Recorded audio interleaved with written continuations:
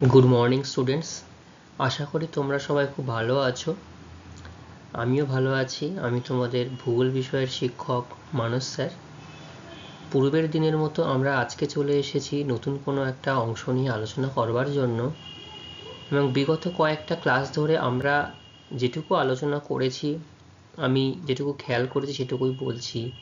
তোমরা সবাই খুব ভালোভাবে নিজেদেরকে প্রস্তুত করছো, এবং তোমরা যেটুকু আমি আজকে আলোচনা করছি এবং আমি বলে থাকি যে প্রত্যেকটা ক্লাসের শেষে পরবর্তী ক্লাসে আজকের টপিকটা নিয়ে আমি তোমাদেরকে প্রশ্ন জিজ্ঞাসা করব, এবং যথারীতি তোমরা সবাই খুব ভালোভাবেই সেটা পড়ে এসেছো বা পড়ে আসো। সেটা আমার খুব ভালো লাগে তোমাদেরকে দেখে, যে তোমরা পড়াশোনা নিজেদের পড়াটা নিজেদের মতো করে সুন্দর করে বুঝে নিচ্ছ, পড়ে নিচ্ছ, এবং যদি কারোর কোনো সমস্যা থাকে তোমরা সেটাও আমার সাথে আলোচনা করে নিচ্ছ।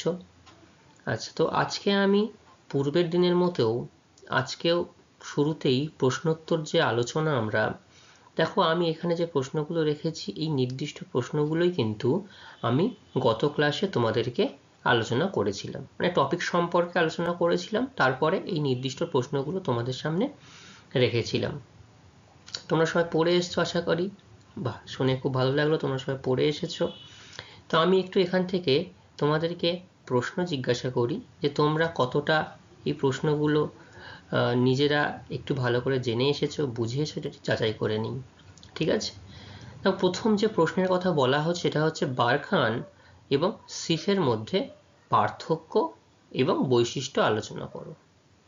দেখবে আমি পূর্বের দিনে একটা টেবিলের আকারে সেখানে নির্দিষ্ট পয়েন্ট করে বলে দিয়েছিলাম যে যদি পার্থক্য লিখতে বলা হয় তাহলে আমাকে বারখান ও সিফ দুটোকে পাশাপাশি দুটো কলামে আলোচনা করতে হবে। যদি বৈশিষ্ট্য বলা হয় তাহলে সেখানেও কিন্তু আলাদা করে শুধু পয়েন্ট ধরে বৈশিষ্ট্যটা উল্লেখ করে দিলে কিন্তু বৈশিষ্ট্যটা উল্লেখ করা হয়ে যাবে, তাই না?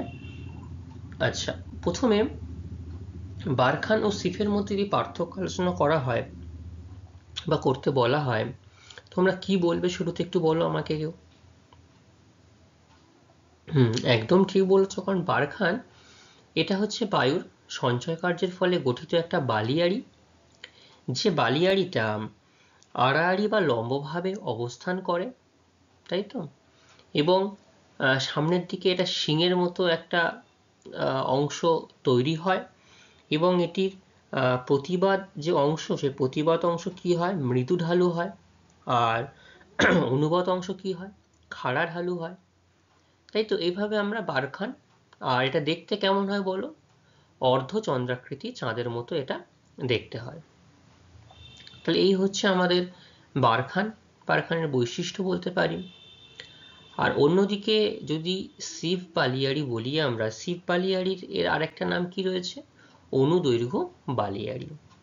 তো এটি লম্বায় কয়েক শত মিটার থেকে কয়েকশো কিলোমিটার পর্যন্ত হতে পারে, এবং দুটো বালিয়াড়ির মাঝখানে ক্যারাভান তৈরি হয়, যেটা যাতায়াতের পথ হিসাবে ব্যবহৃত করা হয়ে থাকে। আবার এই বারখানের ক্ষুদ্র ক্ষুদ্র অংশ, অর্থাৎ শিং নামক যে অংশটা ছিল বারখানের সামনের দিকের যে অংশ, সেগুলো কিন্তু ভেঙে গিয়েও এই সিফ বালিয়াড়ি গঠিত হতে পারে, তাই না?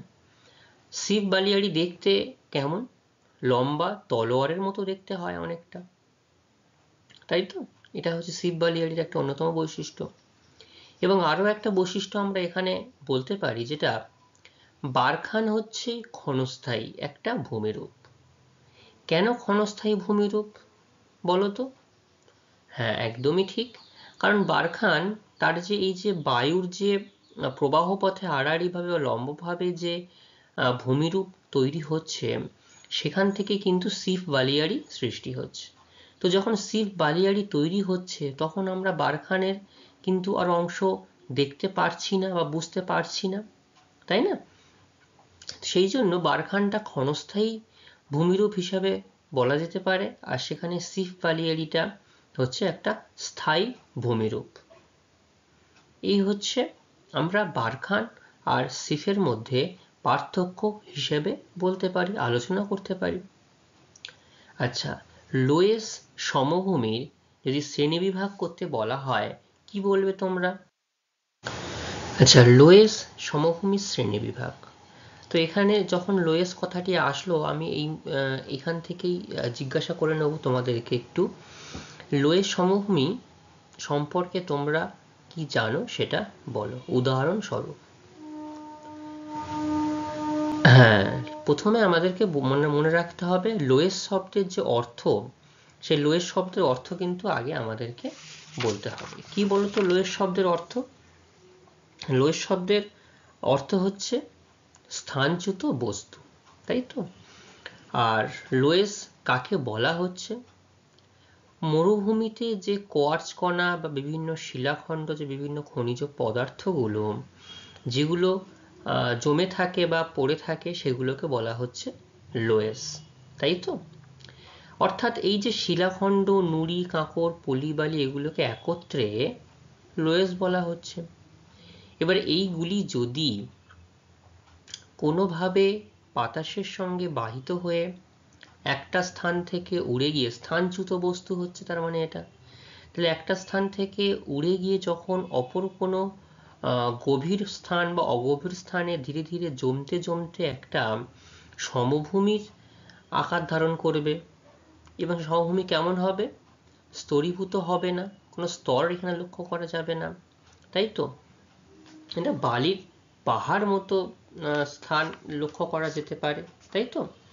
তাহলে এবং এইগুলো যখন বৃষ্টির জলের সঙ্গে বা ভূপৃষ্ঠের বিভিন্ন পলিকণা রূপে বিভিন্নভাবে সঞ্চিত হয়, শুধু যে বাতাসের সঙ্গে ভেসে গিয়েই সেখানটা পড়ে থাকবে এমন নয়, কারণ কোথায় গিয়ে বায়ু থেমে যায়, যেখানে তার আর্দ্রতা এবার পরিমাণটা লক্ষ্য করা যাচ্ছে, যেখানে জলধারার একটা ধারা লক্ষ্য করা যাচ্ছে, সেখানটা দেখা গেল এই বালি আর বাতাসে ভেসে বেড়াতে পারছে না, সেগুলো সে জলধারার কাছে গিয়ে কোনো না কোনোভাবে সেগুলো পলি রূপে বা বালি রূপে জলের মানে জলধারার যে স্থান, নিম্ন স্থান, সেখানে জমা হতে পারে, কোনো অগভীর গর্তর যে স্থান থাকে সেখানে জমা হতে পারে।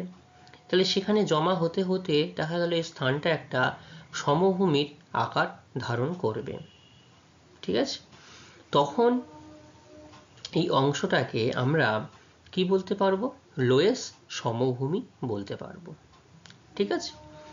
তো সব থেকে বড় উদাহরণ এবং পৃথিবীর সব থেকে বড় যে লোয়েস সমভূমি, সেই লোয়েস সমভূমির নাম কি? সেটা হচ্ছে হোয়াংহো অববাহিকায়, অর্থাৎ চীনের হোয়াংহো অববাহিকায়, সেটার নাম হচ্ছে হোয়াংটু লোয়েস সমভূমি, তাই তো?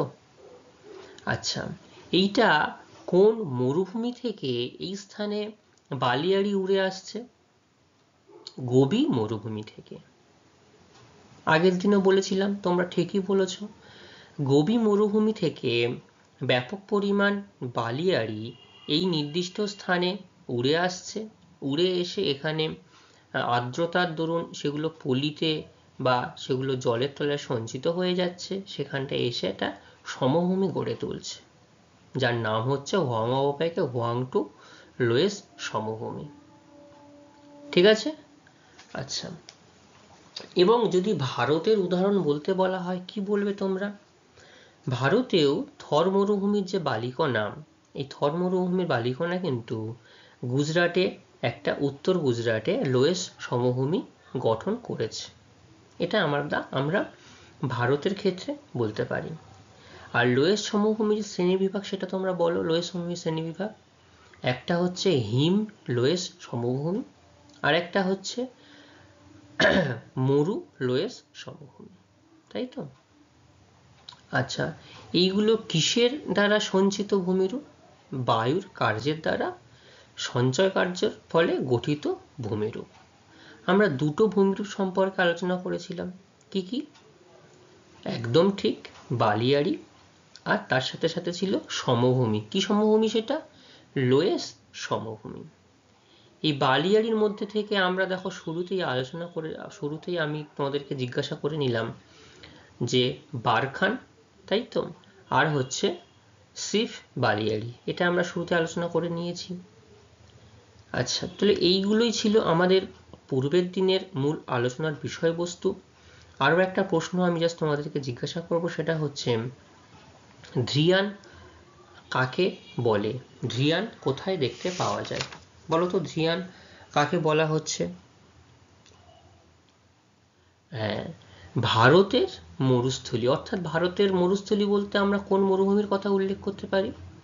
থর মরুভূমির কথা আমরা উল্লেখ করতে পারি। তো এই যে ভারতের থর মরুভূমি, এই থর মরুভূমিতে যে চলমান বালিয়াড়ি লক্ষ্য করা যায় বা চলমান বালিয়াড়ি দেখা যায়, সেই চলমান বালিয়াড়িকেই কিন্তু ধ্রিয়ান বলা হয়, তাই তো? এটা কোথায় দেখা যাচ্ছে তাহলে?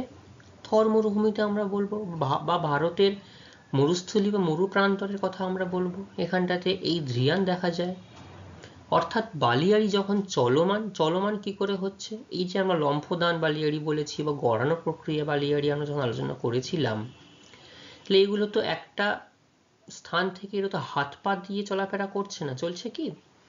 এগুলো বাতাসে অর্থাৎ বায়ুর গতিবেগের সাথে, বায়ুর প্রবাহের সাথে একটা স্থান থেকে আরেকটা স্থানে কিন্তু প্রবাহিত হতে দেখা যাচ্ছে।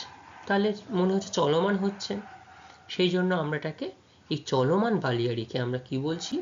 ধ্রিয়ান বলছি।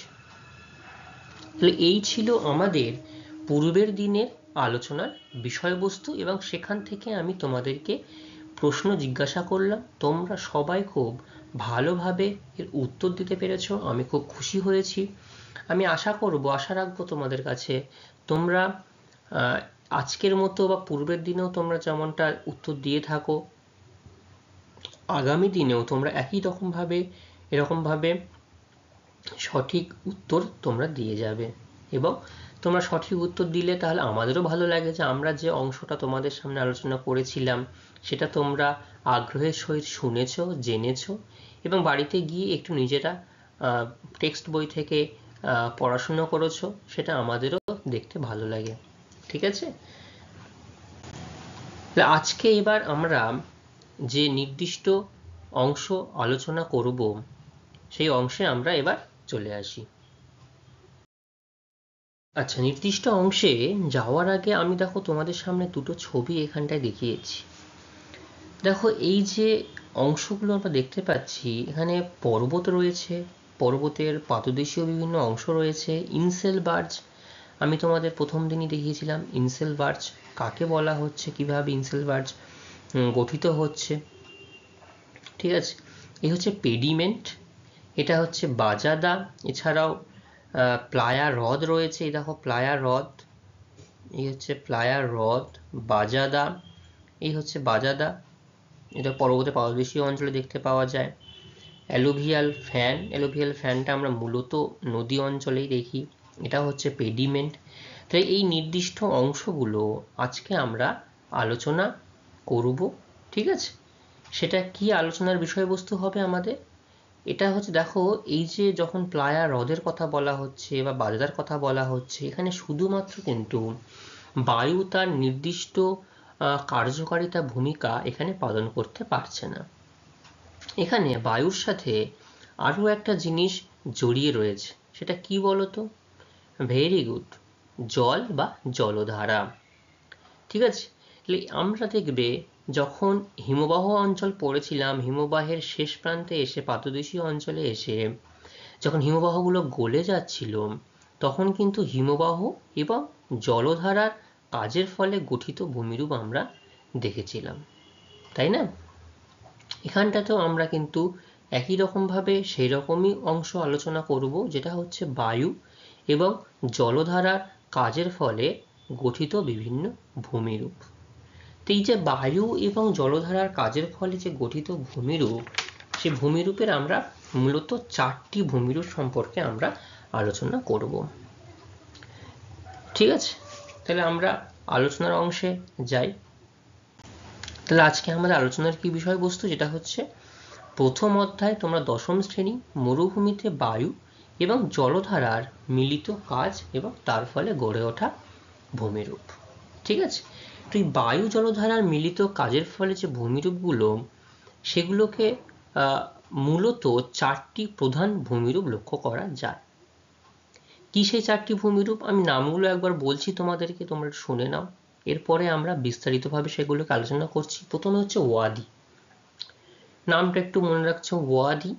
ঠিক আছে, তারপরে হচ্ছে পেডিমেন্ট, তারপরে হচ্ছে ফ্লায়ার হ্রদ, আর লাস্ট হচ্ছে বাজাদা। ঠিক আছে, তাহলে এই যে ভূমিরূপগুলো, এগুলো কিন্তু আগে আমরা যেমন ভূমিরূপ সম্পর্কে আলোচনা করেছি, এগুলো সেরকমই ভূমিরূপ একটা, কিন্তু এখানে বায়ু যেমন সমানভাবে তার কার্যকারিতা ভূমিকা পালন করে থাকে, তার সঙ্গে জলধারা এখানেও কিন্তু কার্যকরী একটা ভূমিকা পালন করে থাকে। ঠিক আছে, সেটাই আমরা আলোচনা করব। আর তার সঙ্গে সঙ্গে তোমার পেডিমেন্ট এবং বাজাদা, এদের মধ্যে পার্থক্য কি লক্ষ্য করা যায় সেটাও আমরা আলোচনা করে নেব। ঠিক আছে, তা যেমন আমি বললাম শুরুতেই, আমরা একটু দেখে নিই যে মরুভূমিতে বায়ু এবং জলধারা কিভাবে কাজ করছে। হঠাৎ করে বালির মধ্যে, এই মরুভূমির মধ্যে জলধারা কোত্থেকে আসলো, কিভাবে আসছে, সেটা আমরা একটু প্রথমে জানবো। দেখো, এই যে মরুপ্রায় অঞ্চলে, মরু অঞ্চলে বৃষ্টিপাত কত হয় তোমরা বলো? 25 সেন্টিমিটারের কম বৃষ্টিপাত হয়। তাহলে এই 25 সেন্টিমিটারের কম যেখানে বৃষ্টিপাত হয়, অর্থাৎ বেশিরভাগ সময় এখানে শুষ্ক আবহাওয়া লক্ষ্য করা যায়। কিন্তু যখন বৃষ্টি হয় তখন কিন্তু সেখানে মুষলধারে বৃষ্টি হতে লক্ষ্য করা যায়, এবং বৃষ্টির পরিমাণ এতটাই বেশি যে সেখানটায় কিন্তু বন্যার সৃষ্টি হয়। আর মরুভূমি অঞ্চলে বন্যা মানে সেটা খুব সাংঘাতিক এবং খুব ক্ষতিকর একটা অবস্থা আমরা মনে করি। তাহলে এই যে মাঝে মাঝে যে বন্যা হয়, মুষলধারে বৃষ্টি হওয়ার ফলে বন্যা হচ্ছে, এবং এই সময় বন্যা হলে কি হচ্ছে, তাহলে জলটা তো কোনো একটা জায়গা দিয়ে প্রবাহিত হবে। আর জল কি করে, জল ভূমির যেদিকে ঢাল থাকবে আপন খেয়ালে, যেখানে আবার শক্ত ভূমি পাবে সেখান থেকে পাশ কাটিয়ে অন্য দিক দিয়ে চলে যাবে। তাই অল্প সময়ে কি করবে, তীব্র জলপ্রবাহকে হঠাৎ কি বলা হচ্ছে, বন্যা বলা হচ্ছে। ঠিক আছে, এই বন্যা হচ্ছে এর ফলে, এবং বন্যায় মরুভূমির উপরিস্থিত যে আলগা বালি, তাহলে বালিগুলো আমরা এতদিন জেনে এসেছি আলগা বালি, শিথিল বালির স্তর, কারণ বালিগুলো আলগা থাকে বলেই বায়ুর দ্বারা প্রবাহিত হয়ে এক স্থান থেকে অন্য স্থানে চলে যায়, তাই না? তাহলে আলগা বালি, তার সঙ্গে ধূলিকণা থাকে, এই ধূলিকণা জলের সঙ্গে বয়ে চলে, এবং দীর্ঘ সময় যেতে যেতে একটা কি হয়, একটা কাদার প্রবাহ, কর্দম প্রবাহ লক্ষ্য করা যায়। তোমরা বিভিন্ন ছবিতে বা ভিডিওতে দেখে থাকবে, বা দেখবে যদি তোমাদের বাড়ির বাগানে যে একটা ছোট্ট ড্রেন থাকে, যেটা এই শীতের পর যখন গ্রীষ্মকাল আসবে, তারপরে বর্ষাকাল আসবে, দেখবে প্রথম যে বর্ষাটা আসে তখন কিন্তু জলটা যেতে যেতে একটা কাদার প্রবাহ লক্ষ্য করা যায়, তারপরে সেটা ক্লিয়ার হয়ে যায়, স্মুথ হয়ে যায়, কিন্তু প্রথমে একটা কর্দম প্রবাহ এক্ষেত্রেও কিন্তু লক্ষ্য করা যায়। তাহলে এই যে কর্দম প্রবাহ বা এই যে জলের প্রবাহ, এর ফলে বায়ু এবং জলধারা কি করছে, এখানে মিলিত একটা, এখানে ক্ষয় করছে, বহন করছে, আর অবক্ষেপণ সঞ্চয় করছে, করে ভূমিরূপের পরিবর্তন ঘটাচ্ছে। ঠিক আছে, তাহলে এইরকম ভাবে বায়ু এবং জলধারার কাজের ফলে যে ভূমিরূপগুলো গড়ে ওঠে সেগুলোই আমরা এখানে আজকে আলোচনা করব। তো এখানে ভূমিরূপগুলো নিম্নরূপ। কি কি ভূমিরূপ লক্ষ্য করা যাচ্ছে? প্রথম যে ভূমিরূপ সম্পর্কে আমরা আলোচনা করব সেটাকে বলা হচ্ছে ওয়াদি। কি বললাম? সেটাকে বলা হচ্ছে ওয়াদি। আরবি শব্দ ওয়াদির অর্থ হচ্ছে শুষ্ক উপত্যকা। ঠিক আছে, এই যে ওয়াদি, তাহলে এর অর্থ শুষ্ক উপত্যকা। তাহলে উপত্যকা আমরা কাকে বলি? যে অংশ দিয়ে জলধারার একটা প্রবাহ লক্ষ্য করা যায়, তাই তো? কিন্তু এই উপত্যকা যদি জল না থাকে তাহলে কি বলবো, সেটাকে আমরা শুষ্ক উপত্যকা বলবো, তাই না? এই মরুভূমিতে কি হয়েছে, এরকম অব্যবহৃত শুষ্ক নদীখাতকে ওয়াদি বলা হয়। তাহলে প্রথমে আমরা বলছি আরবি শব্দ ওয়াদি, এর অর্থ কি বললাম? শুষ্ক উপত্যকা। শুষ্ক উপত্যকা কোথায় লক্ষ্য করা যাচ্ছে? মরুভূমিতে লক্ষ্য করা যাচ্ছে। তাহলে মরুভূমিতে এই অব্যবহৃত শুষ্ক নদীখাতকে কি বলা হচ্ছে? ওয়াদি বলা হচ্ছে। আর থর মরুভূমিতে এই ওয়াদিকে নালা বলা হয়। কি বলা হয়? নালা বলা হয়। ঠিক আছে, আচ্ছা, এই মরু অঞ্চলে কিভাবে এই ওয়াদিটা সৃষ্টি হচ্ছে সেটা একটু দেখি আমরা। এই মরু অঞ্চলে হঠাৎ বন্যার জল যদি চলে আসে, ঠিক আছে, হঠাৎ বন্যার, দেখো এখানটাতে এই ছবিটা দেখো, দুটো ছবি আমি এখানে দেখিয়েছি, এটা মরুভূমি এটাকে আমরা বলতে পারি, কিন্তু এখানে একটু পাহাড়ের ভাবও রয়েছে, কিন্তু মরু প্রান্তরের কাছাকাছি এখন লক্ষ্য করা যায়। দেখো এই নদী খাতটাও কিন্তু শুষ্ক নদী খাত, শুষ্ক নদী উপত্যকা। এই যে জলের প্রবাহ, এগুলো কিন্তু দেখো শুষ্ক হয়ে, কিন্তু এটা বোঝা যাচ্ছে যে এখান দিয়ে কোনো একটা সময় জলের প্রবাহ গেছিল, কিন্তু এই মুহূর্তে নদীটা শুকিয়ে গেছে, ঠিক আছে। তো সেই জন্য কি বলা হচ্ছে, এই যে মরু অঞ্চলে হঠাৎ বন্যার জল বালি বা ধূলিরাশির মধ্যে বেশিক্ষণ কি হয়, প্রবাহিত হতে পারে না। যে বন্যার জল দেখবে বালির মধ্যে তুমি যদি উপর দিয়ে জল ঢালো, জল ঢালতেই থাকবে, কিন্তু কোনো নিজের জায়গায় কিন্তু শুকিয়ে যাচ্ছে, কারণ বালি জলগুলোকে টেনে নিচ্ছে নিচে। যদি একটা বড় অংশ না, অনেকক্ষণ পরে কিন্তু অনেক বেশি পরিমাণ জল দিলে তবে কিন্তু নিচের দিকে গিয়ে জলটা গিয়ে পৌঁছাবে। তাহলে কি হয়, জল বেশিক্ষণ প্রবাহিত হতে পারছে না, এবং জলধারা যতই এগোতে থাকে জলে বালি ও ধুলোর পরিমাণ বৃদ্ধি পেয়ে যায়, বৃদ্ধি পেয়ে জলধারাটি শুকিয়ে যায়, ঠিক আছে। তাহলে যেহেতু জলের যে ধারাটা, জলধারাটা কি হচ্ছে, শুকিয়ে যাচ্ছে, কারণ এখানে তো বছরের পর বছর বৃষ্টি হয় না, কিন্তু যখন বৃষ্টি বেশি হচ্ছে তখন কি হচ্ছে, এই যে এতদিনের অভুক্ত যে একটা ভূমিরূপ বা অংশ কি হয়, তখন কি হচ্ছে, জলগুলোকে তারা শুষে নিচ্ছে, তাহলে জলগুলো বেশি দূর যেতে পারছে না, জলের প্রবাহ বেশি দূর লক্ষ্য করা যাচ্ছে না, এবং শুকিয়ে যাচ্ছে, তার প্রবাহ পথের চিহ্ন স্বরূপ শুষ্ক খাতটি কিন্তু পড়ে থাকে। এই শুষ্ক খাতটি দেখো পড়ে রয়েছে, ঠিক আছে। এই অংশটাকে আমরা বলছি ওয়াদি। আচ্ছা, এই ওয়াদিকে থর মরুভূমিতে কি নামে বলা হয়, এই ওয়াদিকে থর মরুভূমিকে নালা নামে চিহ্নিত করা হয়, তাই তো। আচ্ছা, তাহলে বুঝতে পারলে এতক্ষণে আমরা যেটুকু আলোচনা করলাম। আচ্ছা, আরেকবার একটু তোমরা কি বলবে কি কি বললাম আমি? হ্যাঁ, তাহলে আরবি শব্দ ওয়াদির অর্থ কি, শুষ্ক উপত্যকা, আর মরুভূমিতে এই অব্যবহৃত শুষ্ক নদী খাতকে কি বলা হয়, নালা বা শুষ্ক নদী খাতকে এই ওয়াদি বলা হয়, এবং থর মরুভূমিতে এই ওয়াদিকে নালা নামে চিহ্নিত করা হয়। তাহলে ওয়াদি সম্পর্কে সবাই বুঝতে পেরেছো? খুব ভালো। এবার দ্বিতীয় যে ভূমিরূপ, সেই ভূমিরূপটা তার নাম হচ্ছে পেডিমেন্ট। এই পেডিমেন্ট এই কথাটা, এর অর্থ হচ্ছে, পেডির অর্থ হচ্ছে পাদদেশ, অর্থাৎ যে কোনো কিছুর পাদদেশীয় বা নিম্ন অংশ যে অঞ্চল সেটাকে বলা হচ্ছে পেডিমেন্ট। আর মন শব্দের অর্থ হচ্ছে পর্বত। তাহলে একসঙ্গে আমরা সম্পূর্ণ কথাটি যদি জুড়ি তাহলে কি দাঁড়াবে, সেটা পর্বতের পাদদেশীয় অংশ, সেটাই হচ্ছে পেডিমেন্ট বা পেডিমন্ট বলা হচ্ছে। তো ভূতত্ত্ববিদ জি কে গিলবার্ট 1882 খ্রিস্টাব্দে, কত সালে, 1882 খ্রিস্টাব্দে তিনি পেডিমেন্ট নামকরণ করেন, ঠিক আছে। এই পেডিমেন্ট নামকরণ করেছেন। তো তারপরে কি হয়েছে, কিভাবে এটা তৈরি হচ্ছে সেটা আমরা জানবো এবার। বলা হচ্ছে যে ইনসেলবার্জ, ইনসেলবার্জ কি ছিল মনে আছে, বলো কেউ আমাকে একটু। যে মরুভূমি বা সমমরু প্রান্তরে যদি একটা কঠিন শিলা দ্বারা গঠিত একটা পাহাড় লক্ষ্য করা যায়, গোলাকার পাহাড় লক্ষ্য করা যায়, শক্ত মানে কঠিন শিলা দ্বারা গঠিত, সেটাকে আমরা বলছিলাম ইনসেলবার্জ, তাই না।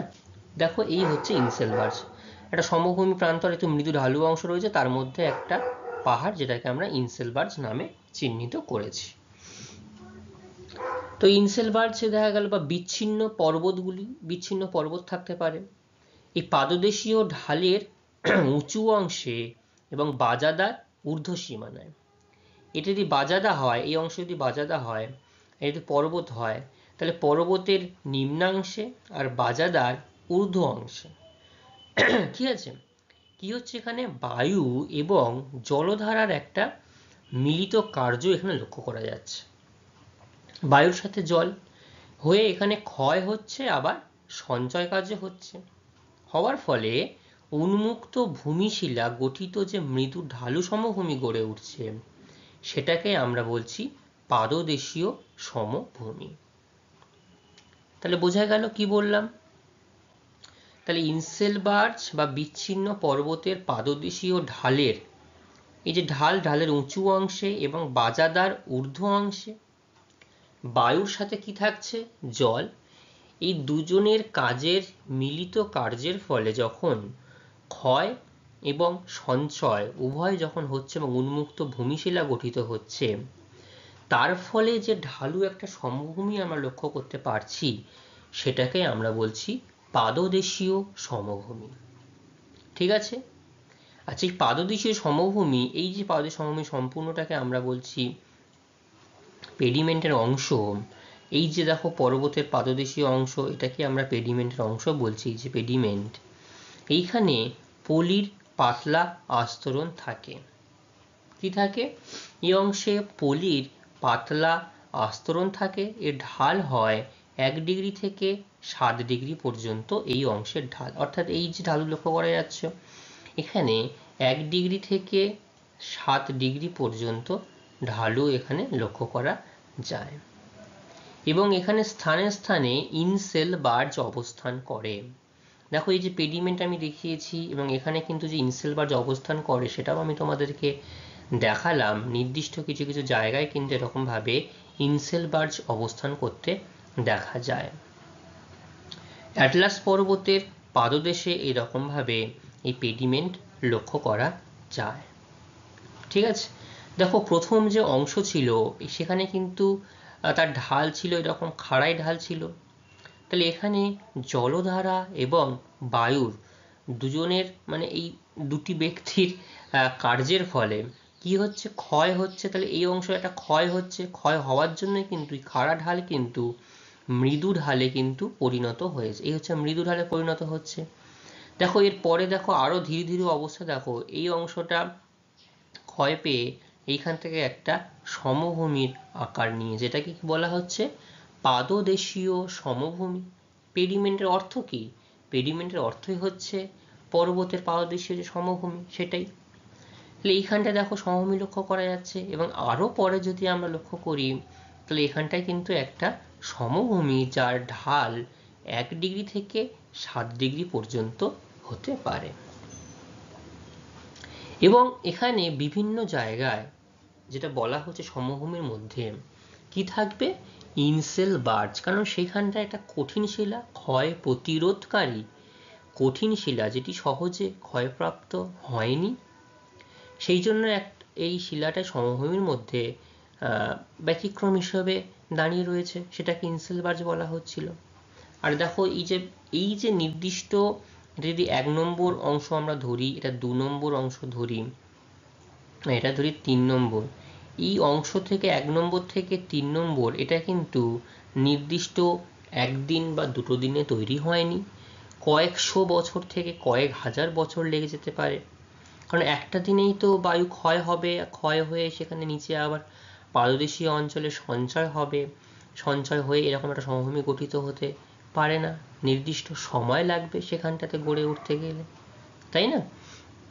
তাহলে এরকমভাবে দ্বিতীয় যে ভূমিরূপ, সেই ভূমিরূপের উৎপত্তি, এবং তার সাথে যদি তোমাদের ছবির কথা বলা হয়, তোমাদের কিন্তু নির্দিষ্ট ছবিও আঁকতে হবে, যেখানে যে কোনো একটা ছবি এঁকে তোমাদেরকে স্যারদেরকে বোঝাতে হবে যে এইটা নির্দিষ্ট অংশকে আমরা পেডিমেন্ট নামে চিহ্নিত করতে পারি। ঠিক আছে, এই পর্যন্ত বোঝা গেল। তাহলে আমরা কটি ভূমিরূপ সম্পর্কে আলোচনা করলাম এখনো পর্যন্ত? 2টো ভূমিরূপ সম্পর্কে আমরা আলোচনা করেছি। একটা হচ্ছে তোমার যেটা ওয়াদি ছিল, যেটা উপত্যকা, শুষ্ক উপত্যকা। 2 নম্বর পেডিমেন্ট, যেটা পর্বতের পাদদেশীয় অংশ বা পর্বতের পাদদেশীয় অঞ্চল নামে আমরা বলতে পারি। ঠিক আছে। আচ্ছা, এরপরে আরো যে 2টো অংশ, সেটা হচ্ছে একটা হচ্ছে বাজাদা আর একটা হচ্ছে প্লায়া হ্রদ। এই পরবর্তী 2টো ভূমিরূপ এবার আমরা আলোচনা করব। ঠিক আছে। তাহলে এখান থেকে তোমাদের কি প্রশ্ন আসতে পারে? পেডিমেন্ট কথার অর্থ কি? পেডিমেন্ট কাকে বলে? পাদদেশীয় সমভূমি কাকে বলে? বা পেডিমেন্ট, এই যে পেডিমেন্ট কথাটি প্রথম কোন ভূতত্ত্ববিদ কত সালে তিনি বলেছেন, কিভাবে পেডিমেন্ট গড়ে উঠছে, এর ঢাল কত ডিগ্রি পর্যন্ত হতে পারে, এরকম ভাবে এখান থেকে কিন্তু প্রশ্ন আসতে পারে। ঠিক আছে। আচ্ছা, 3 নম্বর যে ভূমিরূপ, এই ভূমিরূপটার নাম দেখো বলা হচ্ছে প্লায়া হ্রদ। কি নাম? প্লায়া হ্রদ। তাহলে হ্রদটা হচ্ছে কোনো অগভীর জলাশয় বা কোনো গর্ত স্থান বা কোনো গভীর স্থান যখন জল দ্বারা আবর্তিত হয়ে যায় তখন তাকে আমরা হ্রদ বলি। আর এই প্লায়া হ্রদটা কোথায় হচ্ছে, কোথায় সৃষ্টি হয়? মরুভূমি। তাহলে আমাদেরকে মাথায় রাখতে হবে যে মরুভূমি অঞ্চলে, মরুভূমির পাহাড় ঘেরা যে অবনত জল মানে ভূমি রূপ রয়েছে, অবনত ভূমিতে জলধারাগুলি মিলিত হলে একটা লবণাক্ত জলের, লবণাক্ত কেন? কারণ সেখানটায় তো অতিরিক্ত পরিমাণ তাপমাত্রা। ঠিক আছে। এবং বায়ুর যে বিভিন্ন কোয়ার্টজ কণা এবং শিল্পকণা, এই খনিজ কণা, এগুলোর দ্বারা এখানে লবণাক্ত জল লক্ষ্য করা যায়। এই লবণাক্ত জলের যে হ্রদ সৃষ্টি হয় তাকে কি বলা হচ্ছে? প্লায়া। তাহলে বোঝা গেল প্লায়া কাকে বলে। মরুভূমির পাহাড় ঘেরা অবনত যে ভূমি, এই অবনত ভূমিতে জলধারাগুলির মিলিত কার্যের ফলে লবণাক্ত যে হ্রদ গঠিত হচ্ছে সেটাকে আমরা প্লায়া বলছি। দেখো, এই প্লায়া বিভিন্ন মহাদেশে বিভিন্ন নামে কিন্তু চিহ্নিতকরণ রয়েছে, এর নামকরণ বিভিন্ন দেশে বিভিন্ন নামে চিহ্নিত রয়েছে। উত্তর আফ্রিকা একে শর্টস বলা হচ্ছে। কি নাম? শর্টস বলা হচ্ছে। ভারতের রাজস্থানে একে ধান্ত বলা হয়। তাহলে প্লায়াকে রাজস্থানে কি বলা হচ্ছে? ধান্ত বলা হচ্ছে। যদি তোমাদেরকে প্রশ্ন না দিয়ে বলে ধান্ত কাকে বলে, বলতে পারে, তাহলে মরুভূমির পাহাড় ঘেরা অবনমিত ভূমিতে জলধারাগুলি মিলিত যে হ্রদ সৃষ্টি হয়, এবং তোমার এখানে বলতে হয় মরুভূমির আগে ভারতের মরুভূমি, তাহলে ধান্ত তুমি বলতে পারবে। যুক্তরাষ্ট্রে এটাকে আবার বোলসন বলা হচ্ছে। জিনিসগুলো কিন্তু একই, যা প্লায়া তাহাই শর্টস, আবার তাহাই ধান্ত, আবার তাহাই বোলসন। আরবে এগুলোকে আবার খাবারি, মামলাহা, সবখা, বিভিন্ন মানে অঞ্চল অনুযায়ী এদেরকে বিভিন্ন নামে চিহ্নিতকরণ করা হয়েছে। দক্ষিণ আফ্রিকা এবং অস্ট্রেলিয়ায় প্যান নামে চিহ্নিত করা হয়েছে। দেখবে আমরা যে বিভিন্ন বাসন ইউজ করি, আমরা বলি ফ্রাইং প্যান, তাই না? এই যে প্যানটা দেখছো, চারিদিকে একটা উঁচু আবরণ থাকে, ভেতরটা খানিকটা গভীর মতো, যেখানে আমরা বিভিন্ন সবজি বা তরকারি করে থাকি। প্যান সেরকমই প্যান নামে পরিচিত হয়েছে। যদি হ্রদটাকেও সেরকম আমরা আলোচনা করি, সেরকম হতে পারে। ঠিক আছে। যুক্তরাষ্ট্রের লা প্লায়া হচ্ছে বিশ্বের বৃহত্তম প্লায়া হ্রদ। ঠিক আছে। তাহলে বিশ্বের বৃহত্তম প্লায়া হ্রদের নাম কি? লা প্লায়া। কোথায় অবস্থান করছে? আমেরিকা যুক্তরাষ্ট্রে। এছাড়াও রয়েছে ভারতের সম্বর প্লায়া হ্রদ। ভারতের সম্বর, সেটা একটা লবণাক্ত জলের হ্রদ, এটা কিন্তু মাথায় রাখতে হবে। এখানে অসংখ্য ক্ষুদ্র ক্ষুদ্র নদী এসে মিলিত হয়েছে, মিলিত হয়ে কেন্দ্রমুখী জলনির্গমন প্রণালী গড়ে উঠেছে। তাহলে এই নদীগুলো এই অংশে এসে মিলিত হচ্ছে, মিলিত হয়ে সেটা কেন্দ্রমুখী, অর্থাৎ নির্দিষ্ট কেন্দ্র করে সে মুখগুলো সেখানটায় রয়েছে, তাই এখানে কেন্দ্রমুখী জলনির্গমন প্রণালী এই অংশে গড়ে উঠেছে। ঠিক আছে। মরু ক্ষয়চক্রের ক্ষয়ের শেষ সীমা হলো এই প্লায়া হ্রদ। তাহলে মরু যে ক্ষয়চক্র করছে, ক্ষয়ের একদম সর্বশেষ সীমানা হচ্ছে এই প্লায়া হ্রদ। দেখো এই ছবিটা একটু লক্ষ্য করো, তাহলে বুঝতে পারবে প্লায়া হ্রদটা।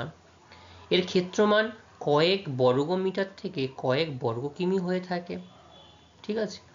বাষ্পীভবনের জন্য জিপসাম, রক সল্ট সঞ্চিত হয়ে সাদা রঙের যে লবণ স্তর, সেই লবণ স্তর যুক্ত অ্যালকালি ফ্ল্যাট এই প্লায়া সমভূমি গঠিত হয়। ঠিক আছে। এবং অতিশয় লবণাক্ত এবং লবণাবৃত প্লায়াকে স্যালিনা বলা হয়। তাহলে স্যালিনা কাকে বলে? অর্থাৎ এই প্লায়া হ্রদের জল কিন্তু লবণাক্ত হবে, এটুকু শিওর, কিন্তু যে হ্রদের জল অতিরিক্ত বেশি লবণাক্ত হবে তাকে কি বলা হচ্ছে? স্যালিনা বলা হচ্ছে। যুক্তরাষ্ট্রের ওয়াকার লেক এরকম স্যালিনা লেকের উদাহরণ। আর রয়েছে কারসন লেক। ঠিক আছে, দেখো এই হচ্ছে প্লায়া, এখানে প্লায়া হ্রদ গড়ে উঠেছে।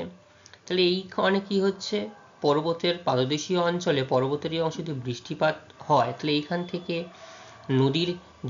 নদীর মতো একটা প্রবাহ সৃষ্টি হয়ে এই অংশের জল এই অংশে চলে যাবে। তাহলে মরুভূমির এই অংশে দিয়ে প্লায়া সৃষ্টি হচ্ছে। দেখো এই যে movement of salt bearing waters to playa, মানে লবণাক্ত জল কিন্তু এই প্লায়া হ্রদে মুভমেন্ট করতে বা দেখা যাচ্ছে। এখান থেকে এই ওয়াটার টেবিল, যেটা ওয়াটার লেভেল আমরা বলি, এই হচ্ছে water level, ground water level এইটা। তাহলে এখান থেকে ভৌম জলের সঙ্গেও একটা এখানে কানেকশন দেখা যাচ্ছে। এই হচ্ছে অ্যাকুইফার, ভৌম জলের যে স্তরটা আমরা লক্ষ্য করতে পারি। আর দেখো উপরে এই যে ওয়াটার, নিচে মাটি, জল নিচে মাটি থাকবেই। বৃষ্টি হয়েছে, সারফেস রান অফ অর্থাৎ পৃষ্ঠ প্রবাহ, কারণ সব জল তো আর ভৌম জলে গিয়ে সঞ্চিত হয় না, ওপরে কিছু জল এসে এখানটা চলে যায়। তারপরে তোমার এখান দিয়ে কিছু পরিমাণ জল উপরে উঠতে থাকে, আবার এখান দিয়ে জল ভৌম জলস্তরের সঙ্গে একটা কানেকশন লক্ষ্য করা যায়, রিচার্জ ভায়া প্লায়া এজ। তাহলে এরকমভাবে কিন্তু এখান থেকে জল গিয়ে এই প্লায়া হ্রদটাকে কিন্তু ধরে রেখেছে, মানে সম্পূর্ণভাবে এটা শুষ্ক হতে দেখা যায় না। ঠিক আছে, এই হচ্ছে প্লায়া হ্রদ এবং প্লায়া হ্রদ সম্পর্কে যাবতীয় আলোচনা। এখান থেকে তোমাদের যেটা প্রশ্ন হতে পারে, বিশ্বের বৃহত্তম প্লায়া হ্রদের নাম কি, কোন অংশে বা কোন মহাদেশে কোন নামে চিহ্নিত করা হয়, শর্টস কোন অংশে, ধান্দ, বোলসন, প্যান, সফখা এগুলো, স্যালিনা কাকে বলা হয়, এরকম এখান থেকে অনেক ধরনের প্রশ্ন হতে পারে। তাহলে বোঝা গেল প্লায়া হ্রদ। এইবার সর্বশেষ যে ভূমিরূপ তার নাম হচ্ছে কি, বাজাদা। দেখো এই হচ্ছে বাজাদা, এই ছবিতে আমরা দেখিয়েছি, এই হচ্ছে বাজাদা। এটাও দেখো পর্বতের পাদদেশীয়, এই যে পর্বত, এর পাদদেশীয় অংশে আমরা বাজাদা দেখতে পাচ্ছি। বাজাদা সম্পর্কে এবার আমরা একটু জেনে নিই। স্পেনীয় শব্দ বাজাদা, এর অর্থ হচ্ছে ঢাল। কি এর অর্থ হচ্ছে ঢাল। তো মরুভূমির জলধারাগুলি পলি বালি সঞ্চিত করে বা পলল শঙ্কুগুলো, অর্থাৎ এই যে মরুভূমির যে জলধারাগুলো কি নিয়ে আসছে, বিভিন্ন পলি বালি সঞ্চিত করে পলল শঙ্কু গঠন করছে এবং পরস্পর যুক্ত হয়ে মৃদু ঢালু সমভূমি। এই দেখো মৃদু ঢালু, যেটা সম্পূর্ণ পর্বতের উপরিস্তর, এটা কিন্তু বেডরক, অর্থাৎ পর্বতের সম্পূর্ণ যে শিলা দ্বারা গঠিত হচ্ছে তার উপরের স্তর, দেখো বালির একটা স্তর কিন্তু লক্ষ্য করা যাচ্ছে তো। তাহলে এইখানটায় এসে আমি এখানটা জাস্ট একটা তোমাদের উদাহরণ দিই। নদীর যখন আমরা অ্যালুভিয়াল ফ্যান আলোচনা করেছিলাম মধ্যগতিতে, অর্থাৎ মধ্যগতিতে নদীর যখন গতিপথ কমে যাচ্ছে, তাহলে উপর দিক থেকে আগত যা ক্ষয়জাত পদার্থগুলো সবটুকু বহন করে নিয়ে যেতে পারছে না, ওইখানটাতে এসে সবটুকু জমা করছে। এও কি করছে, মরুভূমি জলধারাগুলির সঙ্গে পলি বালি সঞ্চিত করে পলল শঙ্কু গঠন হচ্ছে এবং যুক্ত হয়ে একটা মৃদু ঢালু সমভূমি গঠিত হচ্ছে। এই দেখো মৃদু ঢালু সমভূমি গঠিত হয়েছে। ঠিক আছে, এবং প্লায়া হ্রদ সমভূমিতে মিলিত হচ্ছে, অর্থাৎ যে হ্রদের যে লেভেলটা ছিল সেইখানটা গিয়ে মিলিত হচ্ছে, এই অংশকে বাজাদা বলা হচ্ছে। তাহলে ঢাল দেখো সম্পূর্ণ অনেকটাই কম, না থাকার মতোই। এই অংশে ঢাল হয়েছে 1 ডিগ্রি থেকে 10 ডিগ্রি পর্যন্ত এই অংশে ঢাল আমরা লক্ষ্য করতে পারি। ঠিক আছে, এই হচ্ছে আমাদের বাজাদা। তাহলে আমরা কটি ভূমিরূপ সম্পর্কে আলোচনা করেছি, 4টি। প্রথম আমরা আলোচনা করেছি ওয়াদি অর্থাৎ শুষ্ক উপত্যকা। 2 নম্বর পেডিমেন্ট, এর অর্থ কি, পর্বতের পাদদেশীয় সমভূমি। 3 নম্বর প্লায়া হ্রদ, অর্থাৎ জলধারার জল জমে গিয়ে যে হ্রদ সৃষ্টি হচ্ছে প্লায়া হ্রদ। 4 নম্বর বাজাদা, এর অর্থ কি, ঢাল, মৃদু ঢাল।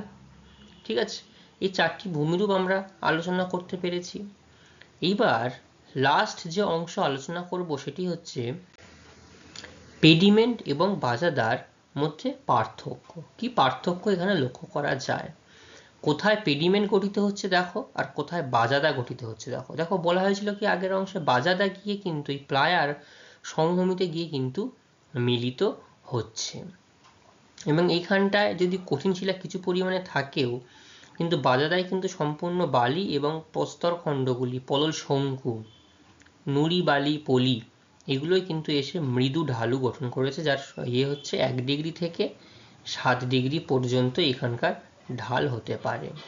তো কি পার্থক্য রয়েছে দেখি। পেডিমেন্ট প্রকৃতি কি? পেডিমেন্টের প্রকৃতি এটি ক্ষয়জাত সমভূমি, বাজাদা এটি সঞ্চয়জাত একটি সমভূমি। অবস্থান কোথায়? মরু পর্বতের পাদদেশীয় ঢালের উঁচু অংশে এবং বাজাদার ঊর্ধ্ব সীমানায় এটি অবস্থান করে। পর্বতের পাদদেশ শেষ আর বাজাদার আগের অংশে ঊর্ধ্ব সীমানায়। আর এটা মরু পর্বতের পাদদেশীয় ঢালের একদম নিচু অংশে এবং পেডিমেন্টের নিম্ন সীমায় কিন্তু এটি অবস্থান করে, পেডিমেন্টের পরে। এর ভূমিঢাল 10 থেকে 12, অর্থাৎ পেডিমেন্ট দেখো একটু হলেও ঢাল রয়েছে, 10 থেকে 12 ডিগ্রি হতে পারে এর ভূমিঢাল। আর বাজাদার ভূমিঢাল গড়ে 3 থেকে 4 ডিগ্রি পর্যন্ত হতে পারে, 3, 4, 5, 6 ডিগ্রি পর্যন্ত হতে পারে। প্লায়া হ্রদের জলপৃষ্ঠ থেকে এর উচ্চতা অনেক বেশি হয়। দেখো এইখানটায় প্লায়া হ্রদ পেডিমেন্ট রয়েছে এই অংশে, তাহলে আমরা যদি এইভাবে উচ্চতা যদি করে নিই তাহলে দেখো এর থেকে বেশ খানিকটা উঁচু স্থানে পেডিমেন্ট অবস্থান করছে। আর প্লায়া হ্রদের জলতলের প্রায় সমান উচ্চতায় এই বাজাদা লক্ষ্য করা যাচ্ছে। এই যে প্লায়া হ্রদ, তা জলতলের প্রায় একদম সমান উচ্চতায় এটি অবস্থান করছে। তাহলে এই হচ্ছে পেডিমেন্ট এবং বাজাদার মধ্যে পার্থক্য, যেটা আমরা আলোচনা করলাম এই মুহূর্তে। ঠিক আছে, তাহলে এখান থেকে প্রশ্ন তোমাদের যদি বৈশিষ্ট্য বলতে বলা হয় তাহলে শুধুমাত্র এই পয়েন্টগুলো বলে তোমরা নির্দিষ্ট বৈশিষ্ট্যগুলো আলোচনা করতে পারবে। পার্থক্য বললে তখন পেডিমেন্ট এবং বাজাদার দুটোকেই তোমাদের দুটো কলামে এই কারণগুলো অবশ্যই তোমাদের দিতে হবে, দিয়ে তোমাদেরকে আলোচনা করতে হবে। ঠিক আছে, তাহলে আজকে আমাদের ক্লাস এই পর্যন্তই থাকবে। দেখো আমি এই নির্দিষ্ট প্রশ্নগুলো সবকটি তোমাদেরকে আলোচনা করবার সময় আলোচনা করেছি, বলেছি কিভাবে এই প্রশ্নগুলোকে নির্দিষ্টভাবে আলোচনা করতে হবে, এবং তোমরা এগুলোকে বুঝতেও পেরেছো। আশা করি তোমরা এগুলো বাড়িতে গিয়ে সবাই একটু ভালো করে টেক্সট বুকটা দেখে নেবে, আলোচনা করে নেবে, বুঝে নেবে। পরবর্তী ক্লাসে আমি এখান থেকে তোমাদেরকে সবাইকে একটু প্রশ্ন জিজ্ঞাসা করব, যেমন প্রত্যেকদিন যেমন করে থাকি এই দিনও করে নেব। ঠিক আছে, সবাই প্রশ্ন নোট ডাউন করে নিয়েছো? পরের দিন কারো কোনো সমস্যা হবে না তো? আচ্ছা, তাহলে আজকের ক্লাস আমাদের এই পর্যন্তই থাকবে। ঠিক আছে, পরবর্তী ক্লাস আবার আমাদের নতুন করে দেখা হবে। ঠিক আছে, তাহলে তোমরা যেটুকু অংশ আমরা আলোচনা করলাম সেই অংশটুকু তোমরা সব ভালো করে একটু জেনে নেবে, বুঝে নেবে। তারপরে যদি সমস্যা থাকে আমাকে আবার জিজ্ঞাসা করতে পারবে, এবং সেটা কিন্তু ক্লাসের শুরুতেই জিজ্ঞাসা করে নেবে। ঠিক আছে, তাহলে আজকের ক্লাস এখানেই। সবাইকে ধন্যবাদ, ভালো থাকবে।